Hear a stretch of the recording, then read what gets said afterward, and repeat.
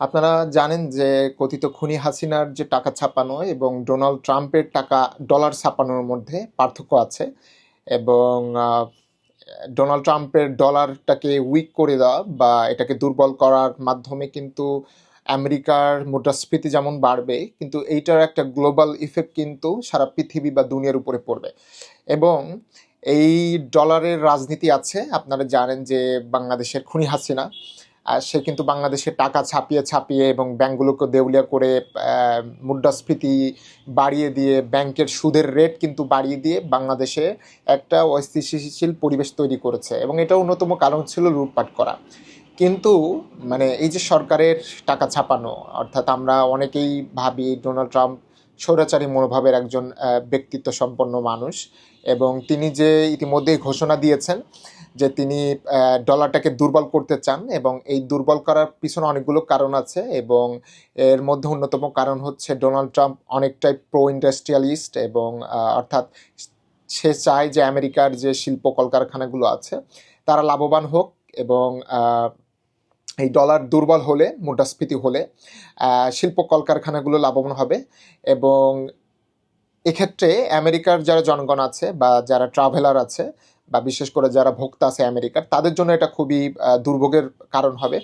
কিন্তু আমেরিকা কিন্তু এটাও চায় যে, আপনারা জানেন যে আমেরিকা যখন 2016 সালে ক্ষমতায় আসে, সে কিন্তু আসলে মানে বিপর্যয় অর্থনীতির কোনো দায় কিন্তু তাকে নিতে হয় নাই, কারণ সে বারাক ওবামার যে একটা ভালো সফল অর্থনীতি আমেরিকাতে বারাক ওবামা দিয়ে গেছিলেন, সেইটা কিন্তু সে সুফল কাঁধে নিয়ে নিতে পেরেছিলেন প্রেসিডেন্ট হয়ে, যার কারণে তাকে অত মানে দায় নিতে হয় নাই।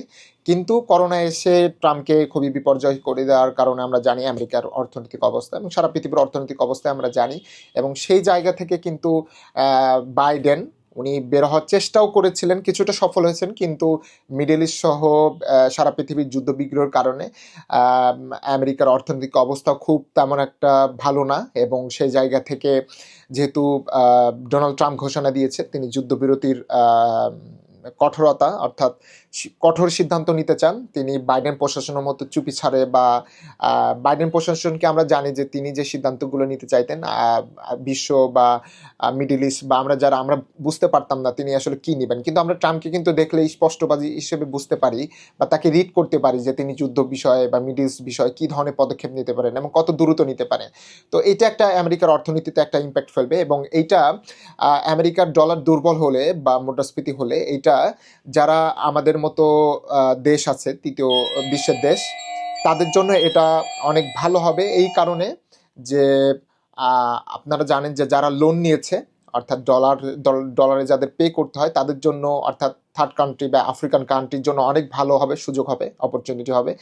আবার ট্রাম্প কিন্তু বারবার চায় যে সে তেল কিনবে মিডল ইস্ট এবং আরব দেশগুলো থেকে। এই ক্ষেত্রে ডলার যদি খুব শক্ত হয়, ডলারের মান যদি খুব বেশি হয়, তাহলে কিন্তু এই মিডল ইস্ট বা অন্যান্য দেশগুলো লাভবান হবে। কিন্তু মুদ্রাস্ফীতি যদি বাড়ে বা ডলারটাকে যদি উইক করতে পারে ট্রাম্প, তাহলে কিন্তু তেল বেশি কিনতে পারবে। এবং ডোনাল্ড ট্রাম্প যখন ক্ষমতা আসে সে তখন তার একটাই পলিসি ছিল যে সৌদি আরবকে সবসময় বলতো যে বেবি তুমি ড্রিল করো, খালি তেল তোলো। তো আমি মনে করি যে আমেরিকার এই যে ডলার উইক করার পিছনে আর একটা এই পলিসি থাকতে পারে যে তেলটাকে, জ্বালানিটাকে সহজলভ্য করা আমেরিকার জন্য, কারণ এই ক্ষেত্রে আমেরিকা লাভবান হবে। এবং পাশাপাশি আপনারা জানেন যে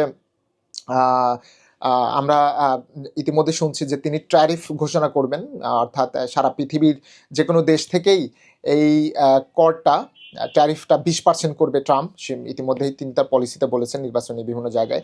এবং চায়নার ক্ষেত্রে মানে 40 থেকে 60% করবেন, যেটা মানে আমি বুঝতে পারতেছি না এত করার কারণ, কিন্তু আমি যেটা বুঝতে পারতেছি যে এটার কারণে সারা পৃথিবীর যে ফ্রি মার্কেট এটা ক্ষতিগ্রস্ত হবে। এবং আপনারা জানেন যে বাংলাদেশের যে গার্মেন্টস সেক্টর আছে এইটার কিন্তু একটা ভালো বাজার কিন্তু আমেরিকাতে আছে ইউরোপের পরেই।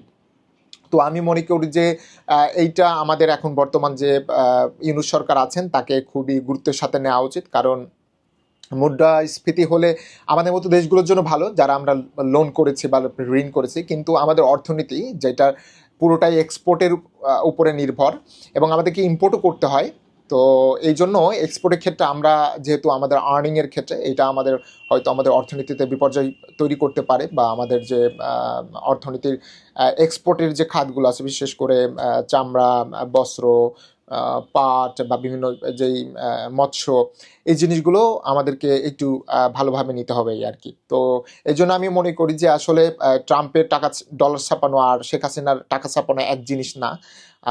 এখানে ডলারটা উইক হলে আমি মনে করি যে আমেরিকা হয়তো লাভবান হবে, আর থার্ড কান্ট্রিগুলো লাভবান হবে, কিন্তু ইউরোপ বা আহ, প্রথম সারির যে দেশগুলো আছে তারা হয়তো একটু ক্ষতিগ্রস্ত হবে, এবং ফ্রি মার্কেটটার ক্ষেত্রে আহ, যারা আমেরিকার উপর নির্ভরশীল তাদের ক্ষেত্রে আমি মনে করি যে সম্পর্কটা অনেক কিছুটা বিপর্যয়ের মধ্যে যেতে পারে এই আর কি। তো সবাই ভালো থাকবেন, ভিডিওটা পারলে শেয়ার করবেন।